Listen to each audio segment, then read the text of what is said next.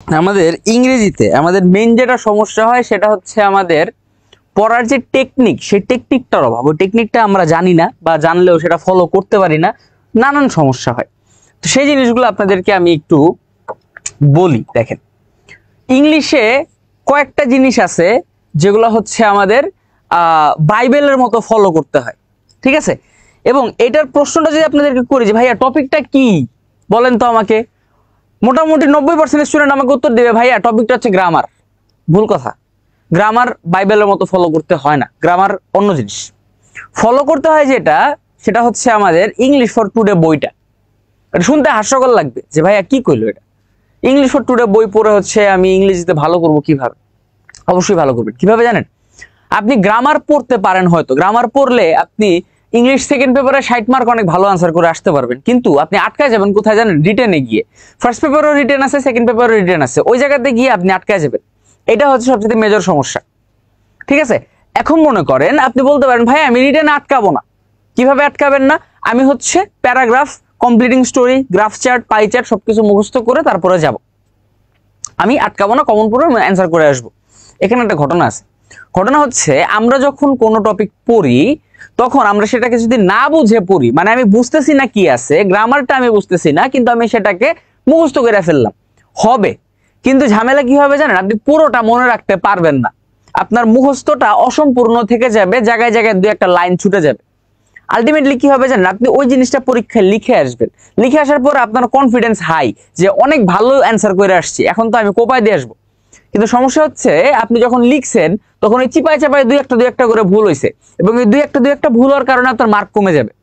আপনার কাছে মনে হচ্ছে অনেক ভালো পরীক্ষা দিচ্ছেন, অনেক ভালো লিখে আসছেন, কিন্তু মার্ক পান নাই। এই প্রবলেমটা হয়। তো এইটাকে সমাধান করার সিস্টেম কি? ছোটবেলা থেকে একটা কথা শুনে আসছেন না টিচারদের কাছে, বুঝা বুঝা পড়তে হয়, বুঝা বুঝা পড়তে হয়, বুঝা বুঝা। ভাইয়া বুঝা বুঝা পড়া মানে কি? বুঝা বুঝা পড়া মানে হচ্ছে আপনি কি পড়তেছেন, কেন পড়তেছেন সেটা সম্পর্কে একটা পরিষ্কার ধারণা রাখা, দ্যাটস ইট, আর কিছু না। তার মানে কি? তার মানে হচ্ছে আপনি যখন কোনো রিটেন অংশ পড়তে যাবেন, ফ্রি হ্যান্ড রাইটিং এর কথাই যদি বলি, রিটেন অংশ আপনি মনে করেন পড়তে গেলেন, একটা প্যারাগ্রাফ পড়তে গেলেন, মনে করেন একটা প্যারাগ্রাফ আপনি পড়বেন, ওইখানে আপনার যে জিনিসটা সবচেয়ে বেশি গুরুত্বপূর্ণ সেটা হচ্ছে বিষয়টা বুঝতে পারা। বিষয় যেটা, সেই বিষয়টা বুঝতে পারা। আপনি যদি বুঝতে পারেন যে ঠিক আছে এখানে এই কথা বলছে, তাহলে আপনি মুখস্থ করলেও সেটা মনে থাকবে। এখন আপনি বলতে পারেন ভাইয়া বুঝা তো আমার লাভ নেই, আমি তো ফ্রি হ্যান্ড লিখতে পারি না, আমি বাংলায় বুঝলে আমার লাভ কি? আমি তো সেটা ইংরেজিতে লিখতে পারবো না, আমি তো ফ্রি হ্যান্ড রাইটিং পারি না। তারপরও কাজে লাগবে। এটা কিভাবে কাজে লাগবে দেখেন আপনাকে বলি। মনে করেন আপনি একটা টপিক বুঝতে পারছেন, ধরে নিচ্ছি আমাদের টপিক হচ্ছে গ্লোবাল ওয়ার্মিং। কয়েকদিন যাবত প্রচুর গরম পড়ছে, গ্লোবাল ওয়ার্মিং নিয়ে কথা বলি। গ্লোবাল ওয়ার্মিং হচ্ছে আমার প্যারাগ্রাফ মনে করেন। এখন ঘটনা হলো আপনাকে আমি কি বলতেছি, ভাইয়া এটাকে একটু বুঝতে হবে, আপনাকে ইনফরমেশন গুলো মাথার মধ্যে রাখতে হবে, সেটা বাংলায় রাখতে পারলে আরো ভালো। কিভাবে হবে দেখেন, আপনি জিনিসটা মনে করেন বুঝলেন, বোঝার পরে আপনি হচ্ছে এটাকে মুখস্থ করে গেলেন, এই হচ্ছে এক ক্যাটাগরি। আর আরেক ক্যাটাগরি কি হলো, এরা বুঝলো না কিছু, এরা শুধু জিনিসটা মুখস্থ করলো, একদম পিওরলি মেমোরাইজ করে গেল, একটা লাইনও মনে করেন বুঝতে পারেন না। এখানে এই লাইনে আমি মেমোরাইজ করছি, বলছে যে global warming is causing melting of ice in the polar regions. এই সেন্টেন্সটা মনে করেন পড়ছে একজন, কিন্তু সে জানে না এই সেন্টেন্স আসলে কি বোঝাইছে। তখন কি হবে জানেন? পরীক্ষা যখন আপনি উত্তর করতে গেছেন না, উত্তর করতে গিয়ে আপনি হচ্ছে একটা লাইন ঠাস করে মাথা থেকে ছুড়ে যাবে যে ঠিক আছে এখানে কোন লাইনটা ছিল মনে পড়তেছে না, কোনোভাবে আর মনে পড়বে না।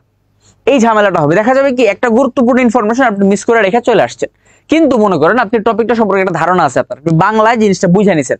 বোঝার পরে কি হইলো? বোঝার পরে যেটা হচ্ছে, আপনি ওই টপিকটা থেকে মনে করেন যে প্রশ্নটা আপনি লিখতেছেন, প্যারাগ্রাফটা লিখতেছেন, লেখার মাঝখান দিয়ে আপনি একটা লাইন যদি ছুটেও যায়, তখন আপনি বাংলায় চিন্তা করতে পারেন আচ্ছা বরফ গলা যাওয়ার কথা বলা হয়েছিল, আচ্ছা ঠিক আছে বরফ গলার সেন্টেন্স ছিল এটা, লিখে দিয়ে আসতে পারবেন। এখন আমি বলতেছি না যে ভাইয়া এখন নতুন করে এই জিনিসগুলো আবার পড়েন, যা পড়ে ফেলছেন ওগুলো পড়ে ফেলছেন। এর বাইরে গিয়ে এখন অতিরিক্ত আর যদি কোনো কিছু রিভিশন দিতে হয়, তাহলে যেটা করবেন, ইংলিশ ফর টুডে যে বই পিডিএফ গুলো আপনাদেরকে আমি দিছি, ফুল পিডিএফটা, ওই পিডিএফ থেকে প্যাসেজও পড়ার দরকার নেই। আপাতত খালি ওয়ার্ড মিনিং গুলা দেখা যান, অন্তত এই কাজটা করেন সবাই। এই কাজটা খুবই কাজে দেয়। আপনি শুধু ওয়ার্ড মিনিং গুলো, যতগুলো ওয়ার্ড মিনিং আছে একবার অন্তত খালি চোখ বুলায় যাবেন। আপনার দুলে দুলে মুখস্থ করার দরকার নাই, গাছের পাতা সবুজ এই জিনিস দরকার নাই। আপনি শুধু দেখে যান, একবার করে রিডিং দিয়ে যান। একবার করে রিডিং দিতে খুব বেশি কষ্ট হবে না, এটা আমি খুব ভালো করে জানি। একবার রিডিং দিয়ে গেলেন, গেল। তাহলে হচ্ছে রিটেন পার্টে এই জিনিসটা কভার হবে। এরপরে আরেকটা গুরুত্বপূর্ণ কাজ যেটা, সেটা হচ্ছে যে আপনি যখন করতে যাবেন, ওকে, আপনি যখন হচ্ছে গ্রামার অংশটা অ্যান্সার করতে যাবেন, গ্রামারে আপনার যে কাজটা সেটা হচ্ছে যে গ্রামার কিন্তু প্র্যাকটিসের বিষয়। মানে গ্রামার প্র্যাকটিসের বিষয় বলতে অনেক সময় কি হয় জানেন, আপনি গ্রামার পারেন কিন্তু আপনার গ্রামার উত্তর করতে সময় লেগে যেতেছে বেশি। এই জিনিসটা একটা ম্যাসিভ সমস্যা, সময় স্বল্পতা।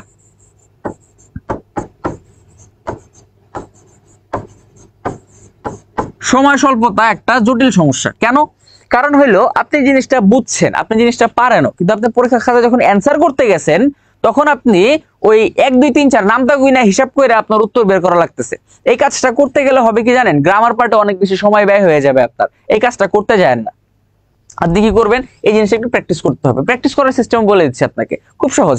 আপনি প্র্যাকটিসের জন্য চলে যাবেন কোথায়, চলে যাবেন হচ্ছে আপনার প্র্যাকটিসের জন্য আপনি চলে যাবেন হইলো বোর্ড প্রশ্ন।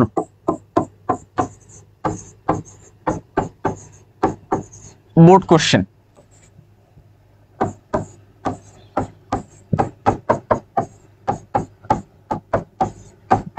বোর্ড কোশ্চেন, এটার উপর আর কিচ্ছু নাই। আপনি শুধু বোর্ড কোশ্চেন থেকে প্র্যাকটিস করবেন। কোনো কলেজ, কোনো স্কুল, কোনো জায়গা থেকে কিচ্ছু প্র্যাকটিস করার দরকার নেই, খালি বোর্ড কোশ্চেনগুলো প্র্যাকটিস করবেন। মজার বিষয় কি জানেন, বোর্ড কোশ্চেনগুলো থেকে প্র্যাকটিস করলে আপনার দুইটা উপকার হবে। একটা হচ্ছে বোর্ডে কি ধরনের প্রশ্ন আসে আপনি একটা ক্লিয়ার ধারণা পাইতেছেন, এক। আর দুইয়ে যেটা সমাধান সেটা হচ্ছে যে বোর্ড কোশ্চেন থেকে কিন্তু আপনার 100% প্রশ্ন কমন পড়ার একটা সম্ভাবনা আছে। এই যে আপনারা সিলেবাস সাজেশন করে চিৎকার করতেছেন না আমার সাথে যে ভাই সাজেশন দেন, সাজেশন দেন, সাজেশন দেন। সবচেয়ে বড় সাজেশন হচ্ছে এইটা, বোর্ড কোশ্চেনের উপর কোনো সাজেশনই নেই। বোর্ড কোশ্চেন থেকে 100% কমন পড়ে, বিশ্বাস করেন বা না করেন। আপনার মনে হতে পারে যে ভাই কই আমার তো কমন পড়ে নাই, আপনার বোর্ড থেকে কমন পড়ে নাই ভাই। আপনি মনে করেন চট্টগ্রাম বোর্ডে দেখবেন কি ঢাকা বোর্ডের প্রশ্ন আপনার বোর্ডে আইসা বসে আছে, ঢাকা বোর্ডের 3 বছর আগের প্রশ্ন আপনার বোর্ডে এবছর আসছে। বোর্ডের প্রশ্ন থেকে হিউজ কমন পড়ে। সো এগুলাই সাজেশন, এগুলো প্র্যাকটিস করেন, ঠিক আছে। আর একটা জিনিস দেখেন, এগুলো প্র্যাকটিস করা মানে হচ্ছে আপনার কিন্তু প্রস্তুতি না, আপনি সরাসরি পরীক্ষা প্রশ্ন সলভ করে ফেলতেছেন। দেখবেন আপনি 2 দিন আগে একটা জিনিস সলভ করে আসছেন, এরকম হুবহু কমন পড়ে গেছে বোর্ড পরীক্ষার মধ্যে। এটা করতে পারেন, গেল একটা। তারপরে হচ্ছে রিটেন পার্ট নিয়ে আপনাদের অনেকের যে এটা সমস্যা, ভাইয়া রিটেন পার্ট তো কোনোভাবেই লিখতে পারতেছি না, ক্লাস করতে গেলে বুঝি ভাইয়া, কিন্তু পরীক্ষার খাতায় লিখতে গেলে আর লিখতে পারি না, কি একটা যন্ত্রণা। এইটার পিছনে সলিউশন একটাই। সলিউশনটা কি? সলিউশনটা হইলো ভাইয়া এটাকে প্র্যাকটিস করতে হবে, ঠিক আছে। এটাকে প্র্যাকটিস করতে হবে। প্র্যাকটিস কি রকম? মনে করেন যে আপনাকে এখন নতুন করে বোঝার চেষ্টা করে লাভ নাই। আপনি যদি এখন বুঝতে যান যে ঠিক আছে এটাকে ভাইয়া বলছে যে এভাবে বুঝা বুঝা পড়তে হবে, এখন আমি বুঝি বসে বসে, ভাইয়া সময় নাই, যা পড়ার পড়ে ফেলছেন, এখন আর নতুন করে বুঝতে যান না। এখন কাজ হচ্ছে আপনার ওই যে জিনিসটা আপনি পড়ছেন ওইটাকে সুন্দর করে মাথার মধ্যে ঢুকায় নেওয়া, ঠিক আছে। এখন আমি আপনাকে হয়তো ফ্রি হ্যান্ড রাইটিং এর উপর ক্লাস নিছি, কিন্তু 1 ক্লাস 2 ক্লাস, 1 দিন 2 দিন 1 সপ্তাহে ফ্রি হ্যান্ড রাইটিং ডিপ করে আপনার অনেক ভালো হয়ে যাবে, বিষয়টা সেরকম না। আপনি হয়তো একটা সিস্টেমের মধ্যে ঢুকবেন যে ঠিক আছে ফ্রি হ্যান্ড রাইটিংটা এভাবে লিখতে হয়, কিন্তু এটা আপনাকে বোর্ড পরীক্ষা কভারেজ দেওয়ার মতো সাপোর্ট দিতে পারবে না, কারণ এটা প্র্যাকটিসের জিনিস। আপনার এখন কাজ হইলো আপনি যেগুলো পড়ছেন সেই পড়া জিনিসগুলো আপনি প্র্যাকটিস করেন, এবং ওইভাবে প্র্যাকটিস করেন না যে আপনি বই বন্ধ করে আয়নার দিকে তাকায় গড়গড় করে বই লাগেছেন। এই কাজটা করেন না। কেন এই কাজটা করবেন না? কারণ হচ্ছে এই কাজ করতে গেলে বেশ কয়েক জায়গায় ভুল হয়। আপনার সেন্টেন্সের যে লিখতেছেন, সেন্টেন্সের গঠন ভুল হইতে পারে, আপনার ওয়ার্ড মিনিং ভুল হইতে পারে, মানে স্পেলিং, যেটা স্পেলিং ভুল হইতে পারে, আপনার সেন্টেন্সে গ্রামার ভুল হইতে পারে। আপনার কাজ হচ্ছে জিনিসটা লিখে ফেলেন, লিখে তারপর হচ্ছে সলভ করেন। এরপর দরকার আপনি বইয়ের সাথে খুলে একটু মিলাইলেন, দেখবেন যেখানে অসঙ্গতি আছে সে জায়গায় আপনি কারেকশন করে নিলেন। এটা করতে পারেন, তবে ওই মুখস্থ বলার কাজটা করেন না। আর লিখলে হবে কি আপনাদের হাতটা ফ্রি হবে। বোর্ড প্রশ্নে গিয়ে যখন লিখতে বসবেন 3 ঘন্টা একটানা, তখন লেখার অভ্যাসটা কিন্তু গুরুত্বপূর্ণ। আপনার যদি লেখার অভ্যাস না থাকে তাহলে বোর্ড প্রশ্নে গিয়ে খুব সাফার করবেন। এই জিনিসটা আমি করছি সাফার, যে আমি যখন এসএসসি পরীক্ষা দেই, এসএসসি পরীক্ষার আগে আমি তো ঘুরে বেড়ানো পাবলিক ছিলাম, আমার লেখার অভ্যাস ছিল না। আমি যখন বাংলা প্রথম পত্র পরীক্ষা দিতে গেছি, দেখি 3টা সৃজনশীল লেখার পরে আমার হাত আর চলতেছে না, আমি আর লিখতে পারতেছি না, লেখার অভ্যাস ছিল না দেখে। সো লেখার অভ্যাসটা এখন একটু করতে হবে। আপনি যে পড়াটার রিভিশন দিচ্ছেন সেই রিভিশনটা আপনি খাতার মধ্যে লিখে ফেলেন, এই জিনিসটা কাজে লাগবে। আরেকটা প্রশ্ন আপনাদের কাছ থেকে আমি অনেকবার পাইছি, সেটা হচ্ছে ভাইয়া গ্রামার নিয়ে টেনশনে আছি, ভাইয়া গ্রামার নিয়ে বেজায় টেনশনে আছি, গ্রামার নিয়ে টেনশনে আছি, গ্রামার নিয়ে টেনশনে আছি। অনেক মানুষের অনেক সমস্যা। এখন এটার সমাধান কি? এটার সমাধান হচ্ছে ভাইয়া গ্রামারের কোনো আর শর্টকাট টেকনিক হয় না। আমি আপনাদেরকে যা পড়াইছি এর বাইরে কোনো শর্টকাট টেকনিক হয় না। যেমন আমার কানেক্টরের ক্লাস যারা করছিলেন, প্রথম ম্যারাথন ক্লাস মনে আছে কিনা আপনাদের আমি জানি না, কিন্তু মনে থাকা উচিত, কদিন পরে পরীক্ষা। কানেক্টরের ক্লাস যারা যারা করছিলেন, কানেক্টরের ক্লাসের মধ্যে একটা বিষয় ছিল, ওইখানে আপনাদেরকে আমি সব মিলা রুল পড়াইছি 7টা থেকে 8টা মনে সম্ভবত, মেবি 8টা ছিল। ঘটনা হচ্ছে কানেক্টর যদি কেউ মানে একেবারে এবিসিডি ধরে ধরে পড়তে যায়, একদম ভিতরে গিয়ে পড়তে যায়, তাহলে তাকে রুল পড়তে হবে সব মিলে 52টা, অনেক সময় 53টাও হয়ে যায়। তাহলে চিন্তা করেন কোথায় 53টা রুল আর কোথায় মাত্র 8টা রুল। আপনাদেরকে আমি 53টা রুলকে কমায় এনে 8টা রুলের মধ্যে ঢুকাইছি। কারণ কি? কারণ আপনাদের হাতে সময় কম, আপনাদের এখন প্রস্তুতি নিতে হবে দ্রুত। সো আপনাদেরকে আমি যে জিনিসগুলো পড়াইছি ভাইয়া, এগুলাই শর্টকাট, এর বাইরে আর কোনো শর্টকাট হয় না। আলটিমেটলি কি? আলটিমেটলি হচ্ছে আপনার যদি গ্রামার নিয়ে প্রবলেম থাকে, ম্যারাথন ক্লাসগুলো আরেকবার করেন। কিভাবে করবেন? ক্লাসগুলো হচ্ছে ইউটিউবে গিয়ে 2x স্পিড দিয়ে, দ্বিগুণ স্পিড দিয়ে টেনে টেনে টেনে টেনে দেখবেন, এবং যে টাইমটাতে আমি মনে করেন কমেন্ট পড়ছি ওই টাইমটা টেনে দিবেন। ওই জায়গাটা, যে জায়গাটাতে নামাজের বিরতি টেনে দিলেন, যে জায়গাটাতে হচ্ছে গিয়ে মনে হলো যে ঠিক আছে আমি এটা পারি, আমার এটা দরকার নাই, টেনে দেন। এভাবে টেনে আপনি জিনিসটা কমপ্লিট করবেন। ধরেন যে 8 ঘন্টার ম্যারাথন ক্লাস, আপনার সর্বোচ্চ গেলে 2.5 থেকে 3 ঘন্টা ম্যাক্সিমাম, একেবারে যদি মেরে কেটে অনেক সময় নিয়ে ক্লাস দেখেন তাও 3 ঘন্টার মধ্যে ক্লাসটা দেখা হওয়া উচিত, দেখতে পারা উচিত। 3 ঘন্টার মধ্যে আপনার ক্লাস দেখা হয়ে যাবে। এভাবে করে আপনি প্রত্যেকটা টপিক আরেকবার করে রিভিশন দেন, এবং রিভিশন দেওয়ার পাশাপাশি আমি যে ক্লাসটা শেষ করলাম, মনে করেন একটা ক্লাসে আমি ন্যারেশন শেষ করলাম, ভালো কথা, শেষ করা মাত্র আপনি একটা দৌড় দিয়ে যায় কি করবেন? একটা দৌড় দিয়ে যায় আপনি প্র্যাকটিসে ঢুকে যাবেন। প্র্যাকটিসে বোর্ড কোশ্চেনটা খুলে ওই সেম টপিকটা নিয়ে প্র্যাকটিস করবেন। এই কাজ করেন না। মনে করেন যে 8 ঘন্টার ম্যারাথন ক্লাস নিছি, 8 ঘন্টার ম্যারাথন ক্লাসের মধ্যে টপিক পড়াইছি আমি মনে করেন 3টা টপিকে আপনি কি করলেন? 3টার ক্লাসে এক চাপা কইরা গেলেন, করার পর আপনি 3টা টপিক একসাথে প্র্যাকটিস করতে বসছেন। এই কাজটা করেন না, সব মিলে এক খিচুড়ি পাকায় যাবে, সমস্যা নাই, এই কাজ করেন না। কি করবেন? 8 ঘন্টার ম্যারাথন ক্লাস নিছি, টপিক পড়াইছি হচ্ছে গিয়ে 3টা, এই 3টা টপিকের মধ্যে যে কোনো একটা টপিক আপনি পড়েন। মনে করেন প্রথমে আপনি ন্যারেশনটা পড়লেন বা প্রথমে আপনি মডিফায়ারটা পড়লেন, একটা টপিক পড়ে ক্লাসটাকে পজ করেন, এবার পজ করে এরপর আপনি প্র্যাকটিসে যান, প্র্যাকটিস গুলো করতে থাকেন। এখন দেখেন বেশ কিছু গ্রামারে গিয়ে আপনাদের এই সমস্যা হবে যে ভাইয়া আমি তো এই শব্দের পাস্ট ফর্ম জানি না, এই শব্দের পাস্ট পার্টিসিপল ফর্ম জানি না, এই শব্দের প্লুরাল জানি না, এই শব্দের অর্থ জানি না, বা এখানে কোন মডিফায়ার বসবে আমি জানি না। এগুলোর সমাধান কি ভাইয়া? এগুলোর সমাধান হচ্ছে ওই আগের জায়গায় ফেরত যান, ইংলিশ ফর টুডে ওই বইটাতে ফেরত যান। ওই বইয়ের যে পিডিএফ গুলো আছে, পিডিএফ এর মধ্যে ওয়ার্ড মিনিং আছে, ওই ওয়ার্ড মিনিং গুলো পড়েন। আপনি যদি ওই ওয়ার্ড মিনিং গুলো কভার করতে পারেন, তার মধ্যে থেকে অন্তত 50% অর্ধেকও যদি মাথায় ঢুকায় নিতে পারেন, তাহলে অ্যাটলিস্ট এটা শিওর থাকেন যে আপনি গ্রামারে কোথাও আটকাবেন না, যদি আপনার গ্রামার সম্পর্কে একটা ক্লিয়ার আইডিয়া থাকে। এছাড়াও আপনার কিন্তু ওই যে ফ্লো চার্ট, সামারি, তারপরে হচ্ছে গিয়ে আপনার কোশ্চেন অ্যান্সার, এমসিকিউ, ফার্স্ট পেপারের কথা বলতেছি, এগুলো কিন্তু অ্যান্সার করতে হয়, এবং এগুলো অ্যান্সার করার জন্য কিন্তু ওই পিডিএফ গুলো দরকার আছে। এই জিনিসগুলো একটু রিভিশন দেন। তবে এই বোকামিটা কেউ করেন না ভাইয়া, যে পিডিএফ দিছে মানে আমার একটা পিডিএফ একদম ঠাড়া মুখস্থ করে ফেলতে হবে। ঠাড়া মুখস্থ এখন আর করার সময় নাই আপনাদের, করতে পারলে অবভিয়াসলি ভালো হইতো, কিন্তু এখন আর সময় নেই। যদি এমন হয়ে থাকে যে ঠিক আছে আমি পিডিএফ গুলো আগে তো ভালো করে পড়ি নাই, একটু আইডিয়া আছে, ওইভাবেই রেখে দেন। আপনি শুধু কয়েকবার 3বার 4বার 5বার 7বার রিডিং দিয়ে যান জিনিসটা। মনে করেন আজকে সকালবেলা একবার একটা পিডিএফ নিয়ে আপনি বসছেন, ইউনিট 1 নিয়ে মনে করেন বসছেন, শেখ মুজিবটা ছাইরা দিয়া বাকি যা আছে সবগুলো একবার একটা রিডিং দিয়ে আসেন, আর কিছু করতে হবে না, খালি একটা রিডিং দিলে এনাফ। দেখবেন কিছু না কিছু মাথায় রয়েছে। এরপর আবার 1 দিন 4 দিন 5 দিন 6 দিন পরে গিয়ে আপনার আবার মনে হলো ঠিক আছে আরেকবার রিভিশন দেওয়ার সময় পাওয়া গেছে, ফার্স্ট পেপার পড়বো আজকে, ওই দিন আরেকবার রিভিশন দেন। মিন টাইম অন্যান্য পিডিএফ গুলো তো চলমান থাকবে। এইভাবে আপনি রিপিটেশন পদ্ধতিতে পড়বেন। এক একটা টপিক 2-3 বার করে আপনাকে পড়তে হবে। একবার পড়ে আপনি রেখে দিলেন যে ঠিক আছে আমার পড়া হয়ে গেছে, এই কাজটা করেন না। রিপিটেশন পদ্ধতিতে পড়লে সবচেয়ে ভালো মনে থাকে। আপনি একটা জিনিস খেয়াল করেন, মনে করেন যে আপনাকে একটা নতুন এলাকায় নিয়ে গেছে, নতুন এলাকায় বলতেছে ঠিক আছে রাস্তাটা এদিক দিয়ে ওদিক দিয়ে ওদিক দিয়ে তুমি চিনে রাখো। আপনি প্রথম দিন যাবেন, আপনি যত ভালো করে রাস্তাটা দেখেন না কেন আপনার মাথা এলোমেলো হয়ে যাবেই। আপনি দ্বিতীয় দিন যাইতে গেলে আপনি হারায় যাবেন মাস্ট। কিন্তু ওই সেম রাস্তায় মনে করেন আপনারা কেউ চিনায় নাই, আপনি নিজে নিজে খুঁজে বের করে ওই রাস্তায় আপনি 5 দিন 7 দিন 10 দিন গেছেন, 11তম দিনে আপনি চোখ বন্ধ করে রাস্তাতে চলে যেতে পারবেন, রাস্তা আপনি তখন চিনে গেছেন। এটাই রিপিটেশন পদ্ধতি। এক টপিক আপনি একবার অনেক ভালো পড়ে ফেলছেন, মুখস্থ করার পর ইনস্ট্যান্টলি ঝড়ের গতিতে ডেলিভারি দিতেছেন।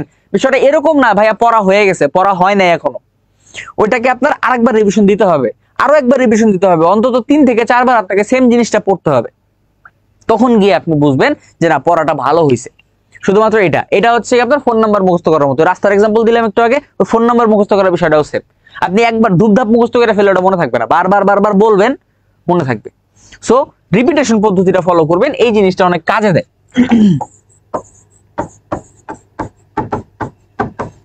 রেপিটেশন পদ্ধতি, ঠিক আছে, এই জিনিসটা খুবই কাজে লাগে। সো এই হচ্ছে আমাদের ইংলিশ ফর টুডে, মানে ফার্স্ট পেপার ইংলিশ গ্রামার, এবং হচ্ছে আমার রিটেন অংশগুলো কভার দেওয়ার সিস্টেম। এবং রিটেন অংশতে লাস্ট আরেকটা কথা বলে যাচ্ছি, যে আমার রিটেন অংশ মানে এইটা না যে আমার ফ্রি হ্যান্ড লিখতেই হবে, সবসময় ফ্রি হ্যান্ড লেখা সম্ভব হয় না।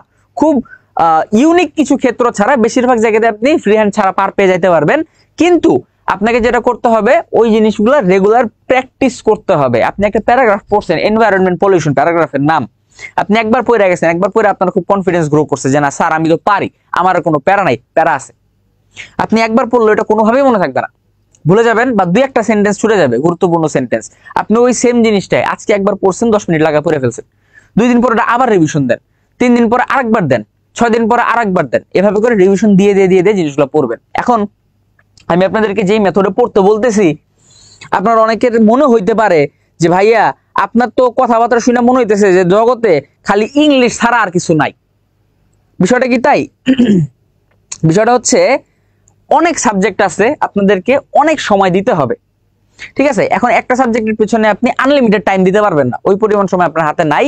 এই জন্য সিস্টেম হচ্ছে আপনি ইংরেজির পেছনে এখন অতিরিক্ত বেশি সময় দিতে যান না, পাগল হয়ে যাবেন, দরকার নেই। আপনি যদি ইংলিশ অনেক ভালো পাইরা থাকেন তাইলে সেটা ভিন্ন কথা, কিন্তু আমাদের মতো যারা যারা ইংলিশ একটু কম বুঝে বা ইংলিশ ভয় বা ইংলিশ একটু কম পারে, তারা অতিরিক্ত টাইম দেন না।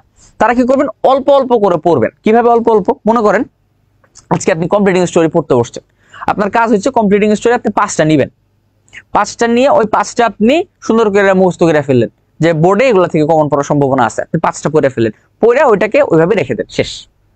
ওইখানে আপনার কতক্ষণ সময় লাগবে? 5টার জন্য আমি ধরে নিচ্ছি সর্বোচ্চ গেলে 2.5 ঘন্টা লাগবে আপনার, আধা ঘন্টা করে একটা করে কমপ্লিটিং স্টোরি, 2.5 ঘন্টা পরে আপনি রেখে দেন। এরপর আপনি অন্য সাবজেক্ট পড়েন, ওই দিনের জন্য ইংলিশ বাদ। পরের দিন মনে করেন যে আবার আপনি ইংলিশ পড়তে গেছেন, বা 2 দিন পরে আপনি ইংলিশ পড়তে গেছেন, নতুন কমপ্লিটিং স্টোরি আগে ধরেন না, আগে হচ্ছে পুরাতন গুলো একবার রিভিশন দিয়ে ফেলেন, যে ভাইয়া এটা আমি পড়ছি, একবার মুখস্থ করে বলেন, দরকার হয় যেটা আপনার কাছে মনে হচ্ছে যে এটাতে একটু সমস্যা হইতে পারে, ওইটা একবার একটু লিখে ফেলেন খাতার মধ্যে, মুখস্থ না দেখে লিখে ফেলেন। লেখার পরে যদি দেখেন যে ঠিক আছে এই 5টা আমার ক্লিয়ার হয়েছে, এরপর আপনি আরো নতুন 5টা ধরেন, এরকম করে করে আগান, ঠিক আছে। একদিনে আপনার paragraph, story, graph chart, pie chart সব পড়ে ফেলতে হবে, বিষয়টা এরকম না। আপনি টপিক ভেঙে ভেঙে রিভিশন দেন, ইনশাল্লাহ কভার হয়ে যাবে। এবং আপনারা যারা ভয় পাচ্ছেন যে ভাইয়া কমন পড়বে কি পড়বে না, পড়বে কি পড়বে না, আপনাদেরকে আমি ক্লাসের মধ্যে সাজেশন একবার দিছি। আর একটা সবচেয়ে বড় সাজেশন হচ্ছে এই যে এখানে দিয়ে রাখছি, বোর্ড কোশ্চেন। বোর্ড কোশ্চেনের উপরে কোনো সাজেশন নাই। আপনাদেরকে যত টিচার যত জায়গা থেকে যে সাবজেক্টেরই হোক সাজেশন দিক না কেন, সেই বোর্ড কোশ্চেন গাইডে আপনাদের সাজেশন দিছে। বিশ্বাস করেন আর না করেন, আপনি একটু মিলাই দেখেন, সবই বোর্ড কোশ্চেন থেকে আসে। সো এই জিনিসটা ফলো করেন। আর এছাড়াও আপনাদের জন্য আমি প্রত্যেকটা টপিক ধরে ধরে rearrange, completing story, graph chart, pie chart, letter, email, paragraph যা আছে এই সবগুলো নিয়ে ছোট ছোট 5 মিনিট 10 মিনিটের করে ভিডিও দিয়ে দিয়ে আপনাদেরকে সাজেশনগুলো গুছিয়ে দিব, যে ভাইয়া নেন এইগুলো হচ্ছে বোর্ড কোশ্চেন, এগুলো পড়েন, এগুলো থেকে কমন পাবেন। এই জিনিসগুলো আপনাদের করবো ইনশাআল্লাহ। আপনারা লাস্টে 18 দিন, 18 দিন আছে না ভাই? হ্যাঁ, লাস্টে 18 দিনের জন্য যদি আপনারা এই রুটিনগুলো ফলো করেন, যে ঠিক আছে ম্যাগনেট ভাইয়া যেটা বললেন একটু আগে ওই জিনিসগুলো, প্লাস হচ্ছে পড়ার যে টেকনিকটা, রিপিটেশন পদ্ধতিতে পড়া, প্লাস হচ্ছে যে একটা টপিকের পেছনে অতিরিক্ত সময় না দেওয়া, একটা টপিককে হচ্ছে চর্চার মধ্যে রাখা, এই জিনিসগুলো যদি ফলো করতে পারেন ইনশাআল্লাহ এটা বলতে পারি আপনাদেরকে যে পরীক্ষায় আপনাদেরকে আটকাতে পারবে না, বাকিটা আল্লাহ ভরসা, ঠিক আছে।